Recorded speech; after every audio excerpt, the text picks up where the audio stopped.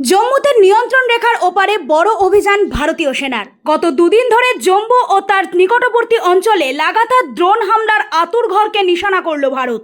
গুড়িয়ে দেওয়া হলো ড্রোনের লঞ্চ প্যাড। পাশাপাশি এই অভিযানে নিয়ন্ত্রণ রেখার ওপারে যেখান থেকে গোলাগুলি চালানো হয়েছিল সেই ঘাঁটিও ধ্বংস করা হয়েছে।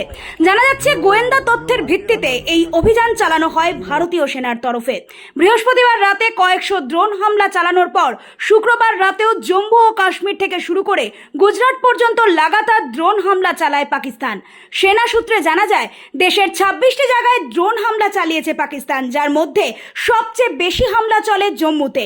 যদিও পাকিস্তানের এই হামলাকে প্রতিহত করে ভারতের এয়ার ডিফেন্স সিস্টেম, এরপরও বহু জায়গায় বিস্ফোরণের শব্দ শোনা যায়। এই হামলার পরই ভোর রাতে পাল্টা পাকিস্তানের বিরুদ্ধে আক্রমণ শানায় সেনাবাহিনী।